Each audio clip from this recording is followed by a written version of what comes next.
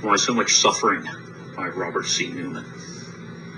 A brief abstract of the talk.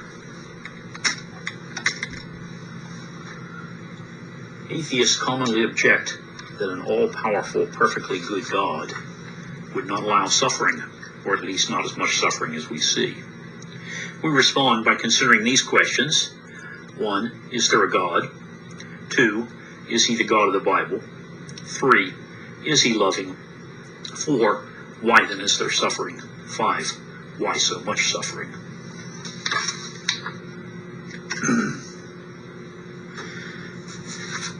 One of the usual objections to the existence of God of the Bible is the problem of suffering. It goes like this. If God is all-powerful, he's able to stop suffering, isn't he? If God is perfectly righteous, he would stop suffering, wouldn't he? But we see suffering, don't we? So, either God is not all-powerful, or he isn't perfectly righteous, or he doesn't exist. The author of Atheism in the Encyclopedia of Philosophy takes this to be the strongest argument against the existence of God. This argument has had varying levels of impact among various people, but take, for instance, the impact of this argument among Jewish people. Many Jewish people say this is the reason they gave up believing in God, that a good, all-powerful God would not have allowed the Holocaust. Rabbi Harold Kushner, on the other hand, gives up the idea that God is all-powerful. He's doing the best he can.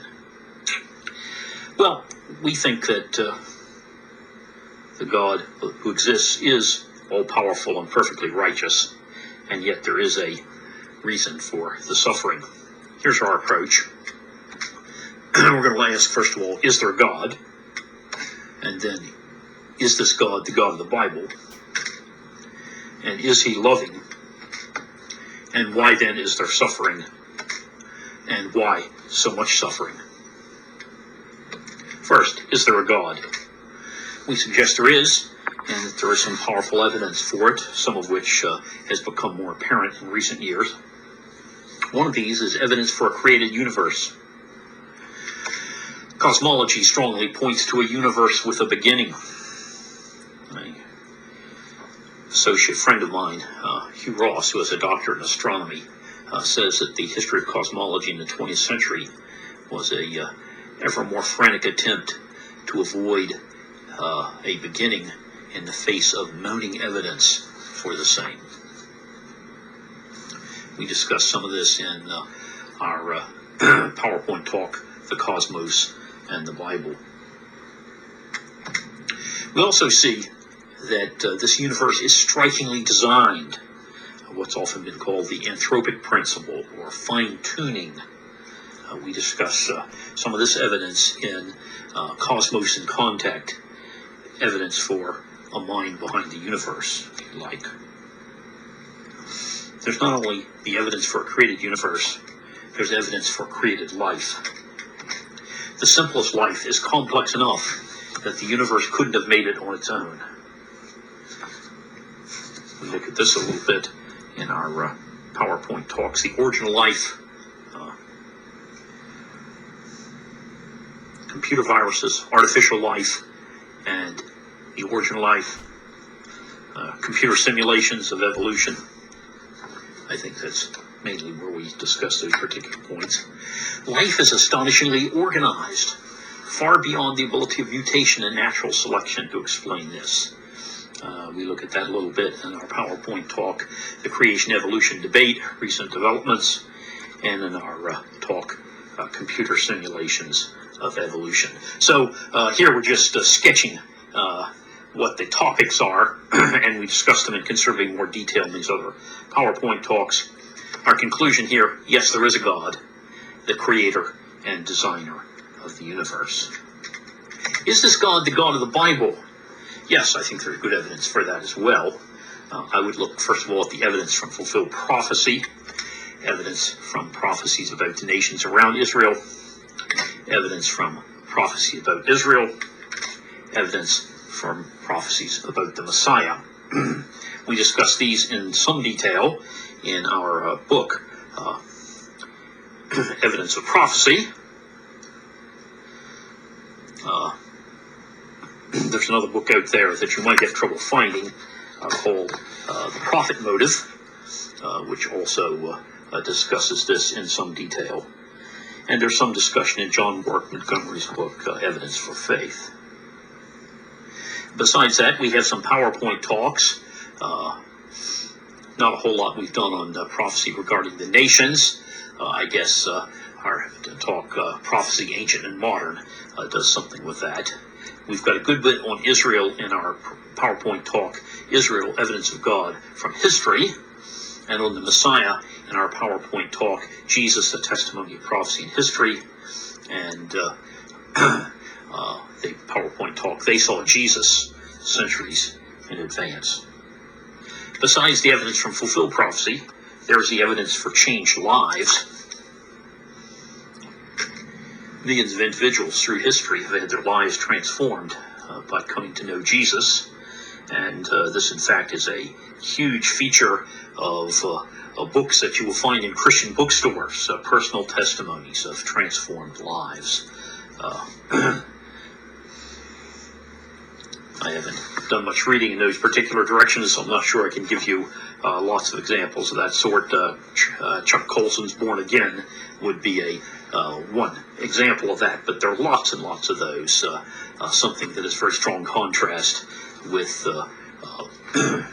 Judaism, Islam, or Hinduism, or Buddhism, where you will not find that kind of material. Not only do we have evidence from changed lives, we have evidence from changed societies. This is sketched for us in a number of books. I think of the one by D. James Kennedy, What If Jesus Had Never Come? The book by Alvin Schmidt, I believe it is. Can we get the name of that? Under the Influence, that's the name of it. And also InterVarsity has a book out, What Has Christianity Done for Us? So, changed individuals, changed societies. Well, we spend a moderate amount of our time in my course on Christian evidences discussing some of this material as well. Basically, my conclusion from all of this is, yes, the God who exists is the God of the Bible. Well, what do we know about the Bible's God? Well, the Bible pictures God as all-powerful. The Bible pictures God as perfectly righteous. The Bible indicates that evil and suffering exist. In fact, the Bible indicates that evil and suffering will always exist, but that one day they will be confined to popular term hell, the more technical term, the lake of fire, after the last judgment. So, yes, this objection that has been raised certainly is one that would apply to the Bible's God. Is God loving? Well, it's going to depend on someone's definition of love. Some people define love so that it will never, under any circumstances, allow suffering. If that's so, then the God of the Bible is not loving by this definition. But this definition doesn't work even for real human love. In parenting in recent years, there's been an emphasis on tough love, that real love doesn't, avoid suffering for the kids under every circumstance, etc. What is biblical love? Well, we have Paul's description in 1 Corinthians chapter 13, and in verses 4 through 7 there he says, love is patient, kind, not envious, not boasting, not proud, not rude, not self-seeking, not easily angered, doesn't keep records, doesn't delight in evil, rejoices with the truth, always protects, trusts, hopes, perseveres. Well, I believe God is loving in this sense. Well, that brings us back to original question. Why then is there suffering? God is all-powerful. God is perfectly righteous. God is able to stop suffering. But he doesn't stop all suffering. Well, if all these other things are true, apparently then he must have perfectly good reasons for allowing suffering to occur and to continue. The question arises, what might these reasons be? Well, we may be able to understand some of the reasons by thinking about certain ways of viewing God.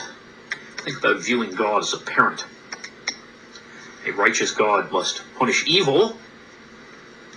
Well, parents have to punish evil as well. Parents sometimes do this in punishing evil in their children by direct action, spanking or rebuking, or penalizing in some way. Sometimes they let events take their course.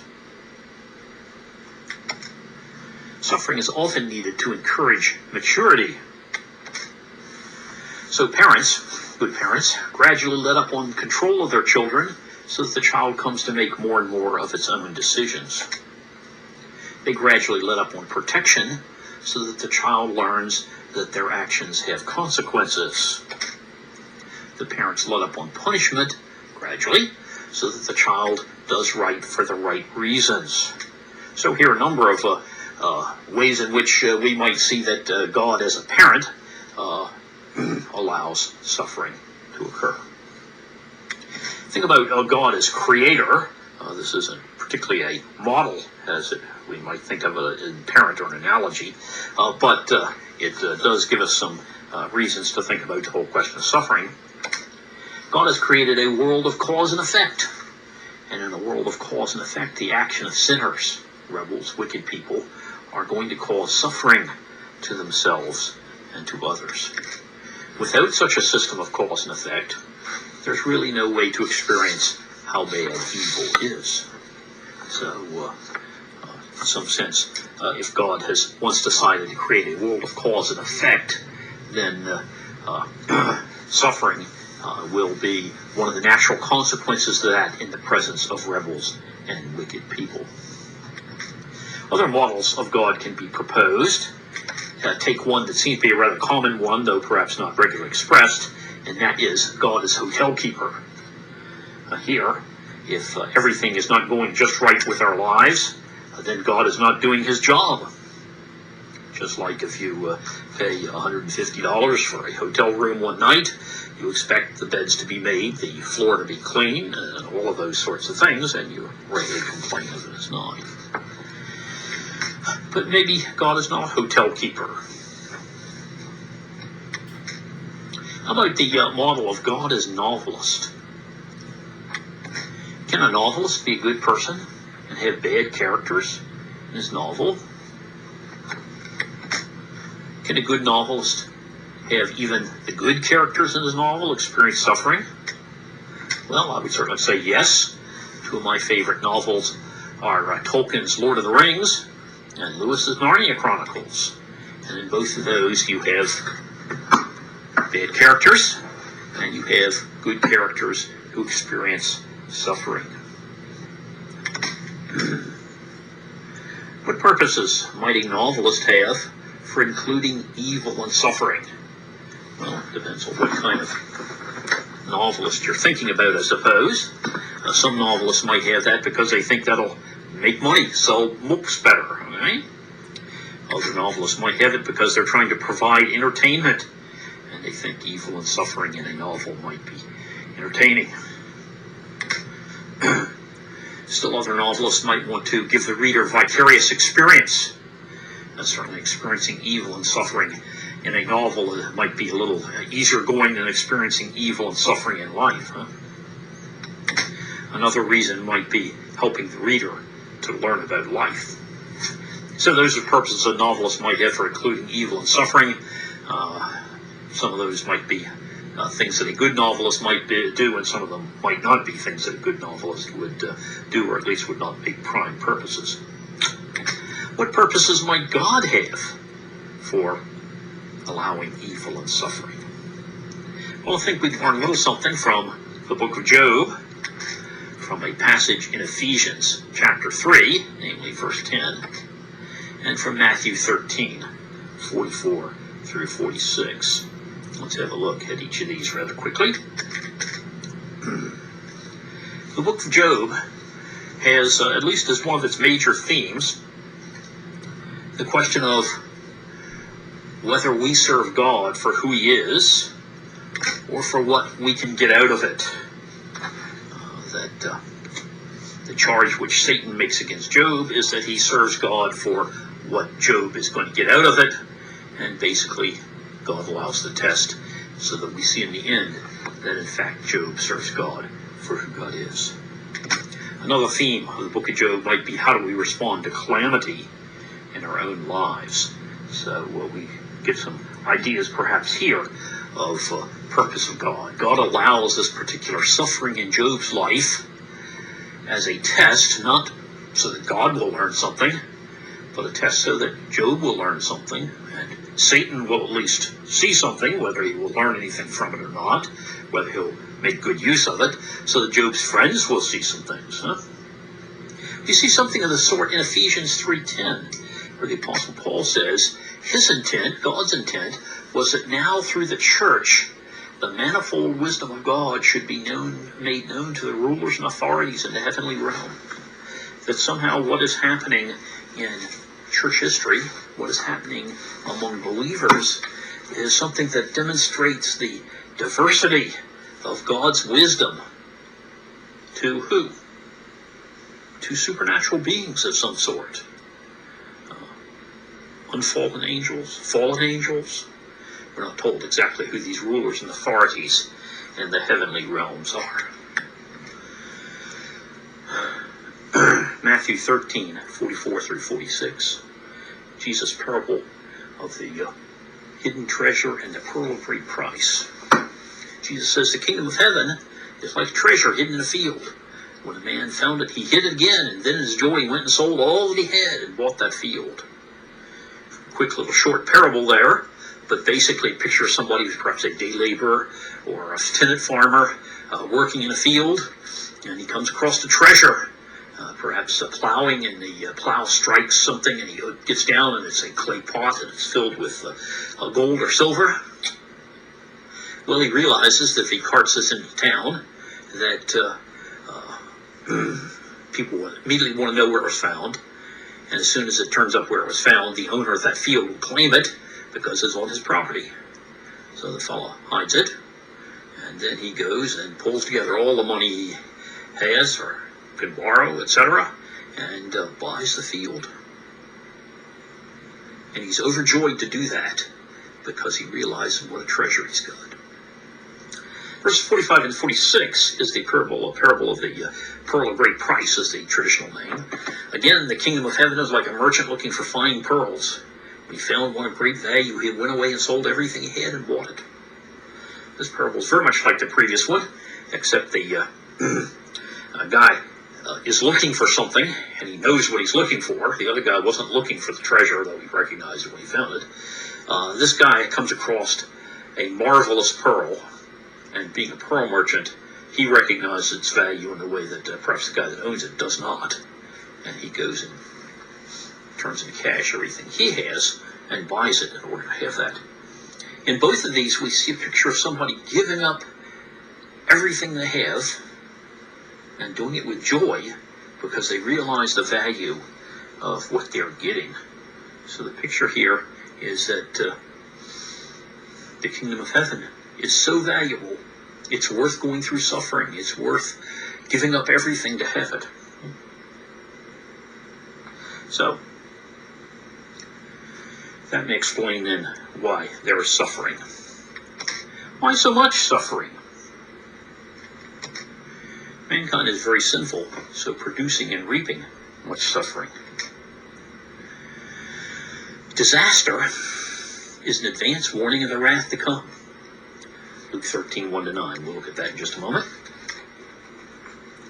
There is superhuman evil in the world.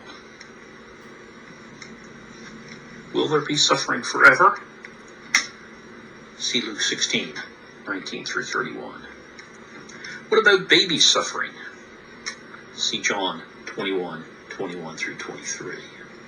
So the explanations that the Bible might give is why is there so much suffering? Well, humans are very sinful, and so they produce and experience a good deal of suffering. Okay?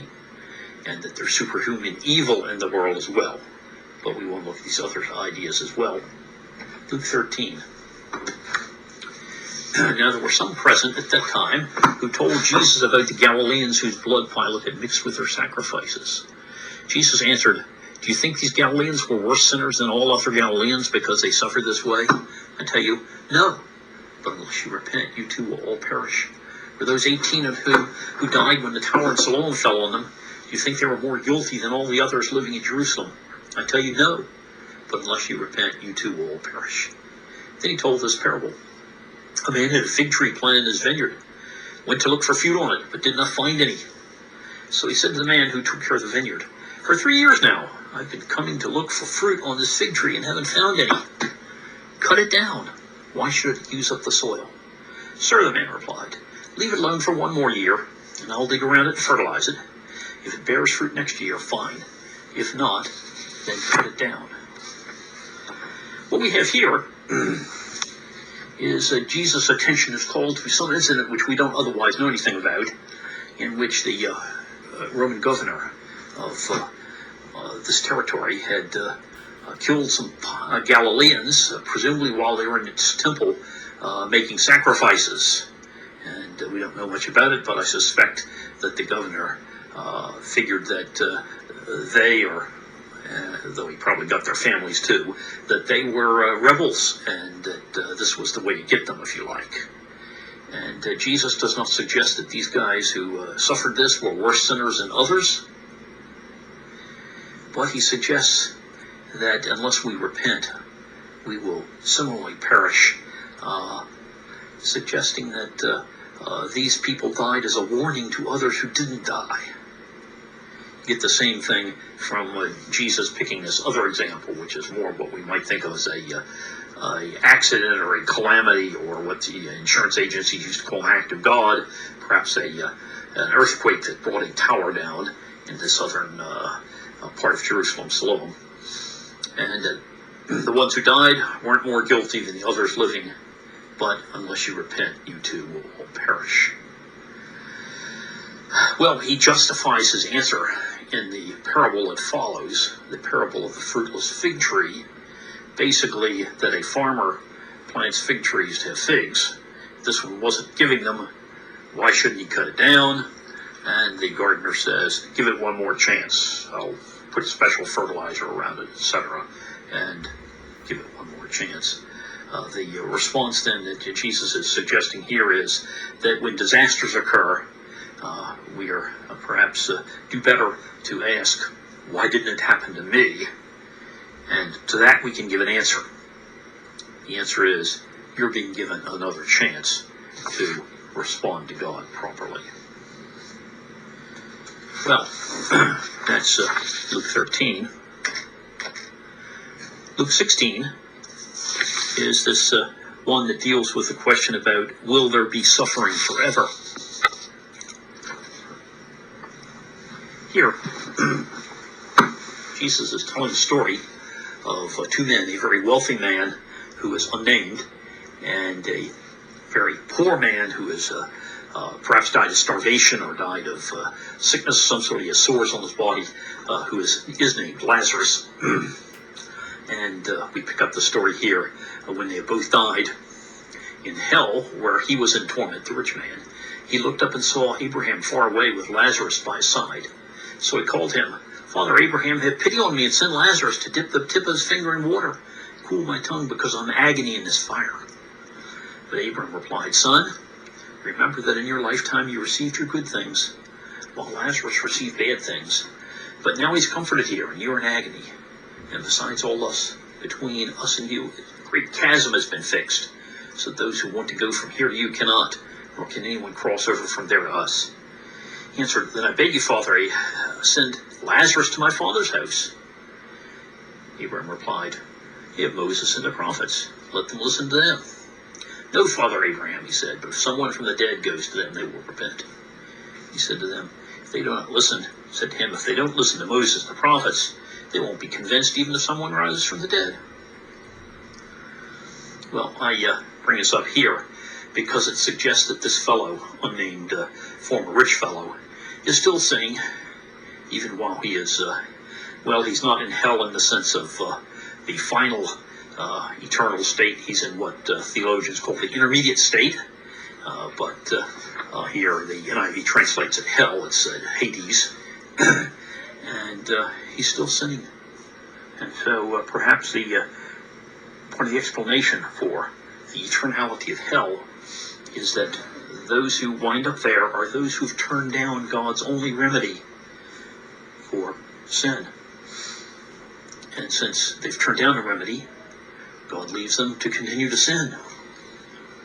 But once the last judgment has occurred, he cannot continue to postpone their punishments if this person is continuing to sin and continuing to be punished forever. Scary picture.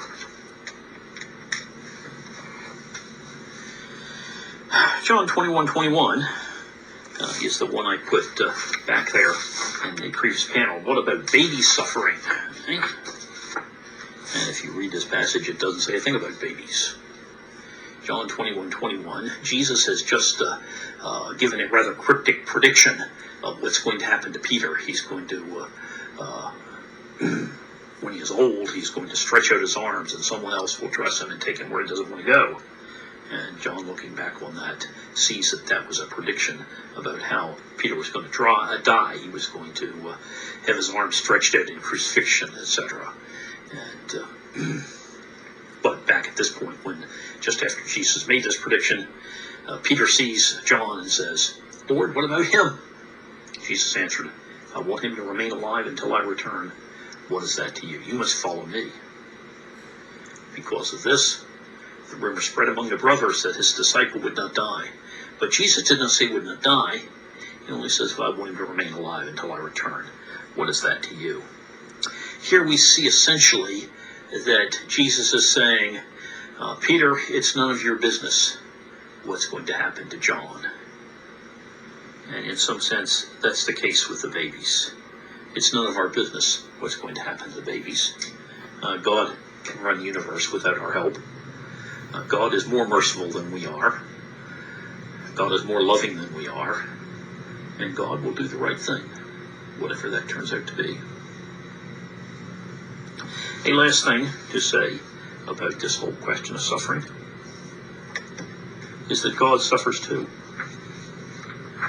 In Isaiah 63:9, Isaiah says, "In all their afflictions and all of Israel's afflictions, he, God, was afflicted."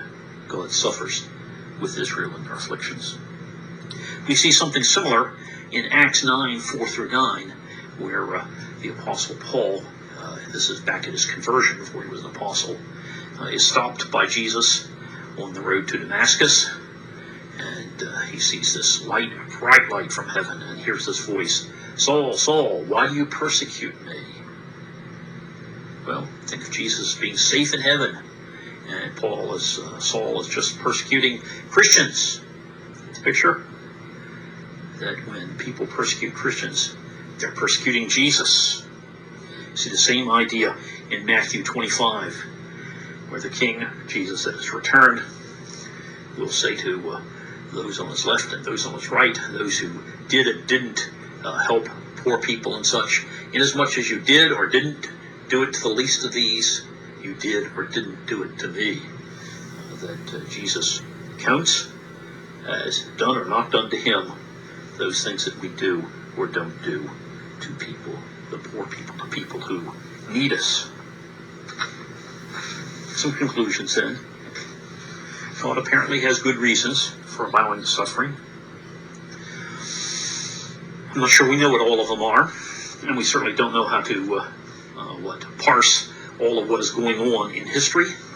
That's certainly another one of the lessons of the book of Job, is that Job and his friends had hardly a clue on what was really going on as they saw Job there suffering, because they couldn't see the other half of the story. They couldn't see what was going on in the unseen world.